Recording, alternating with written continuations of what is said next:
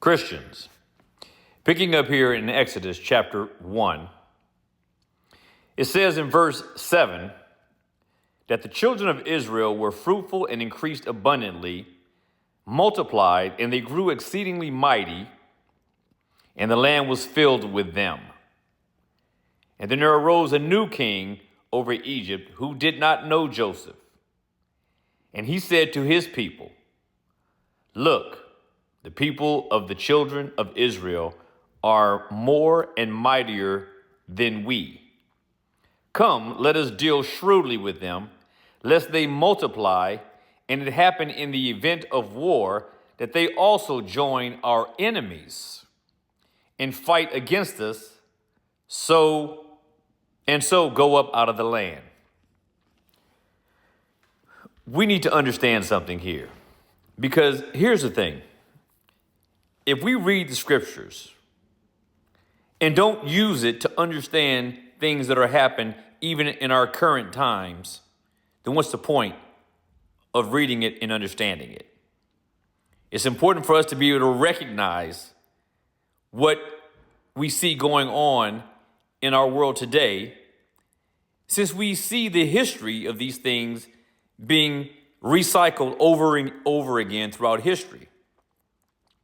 So, to me, there are things that we're seeing going on in the United States of America today that are resembling what I'm reading here in Exodus, following what happens after Joseph, who was a powerful man, a Hebrew man in Egypt and under Egypt's ruler, what happens after he dies.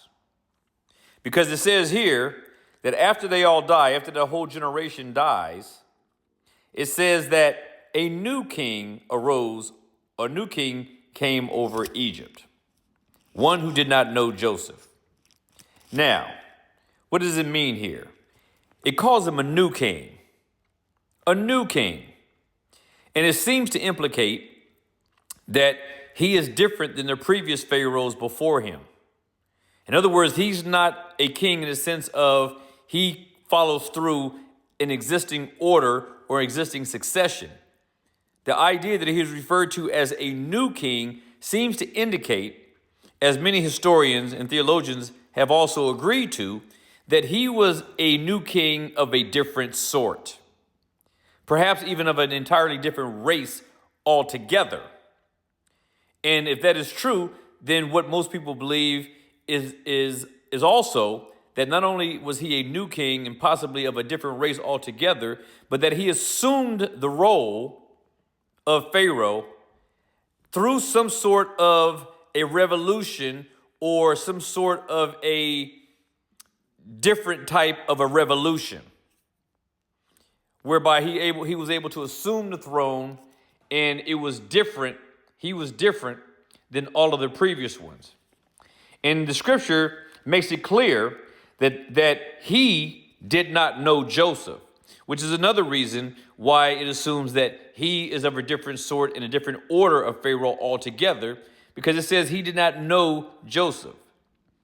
Now, what I also think that this means is that not only was he not aware of the history, as is possible, of Joseph and his impact on Egypt, as well as his own people in Egypt, but it also could imply that he didn't know Joseph in the sense that the ways of Joseph were meaningless to him. They weren't the ways that he would find himself being affiliated with.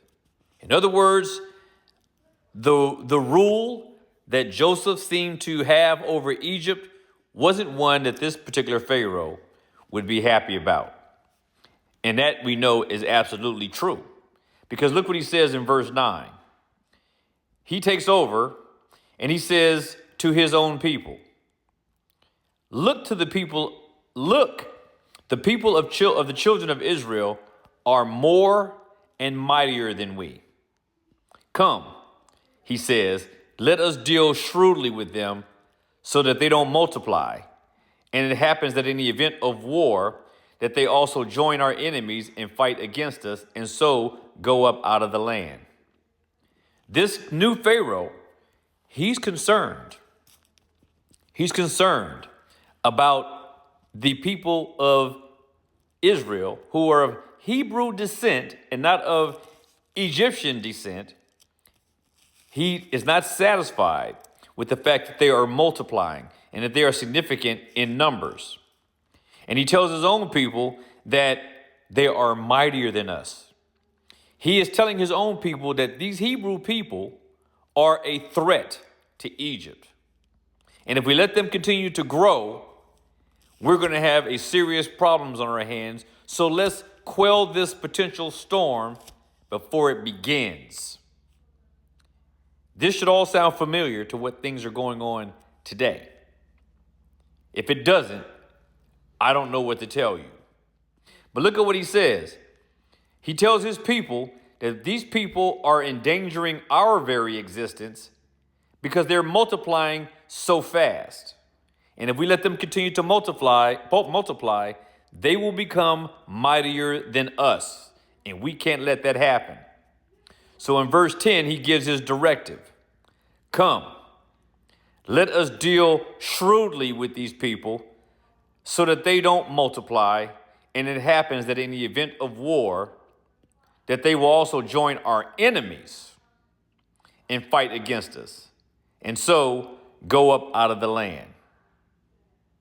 When I come back, I will take up with verse 11. Be provoked and be persuaded.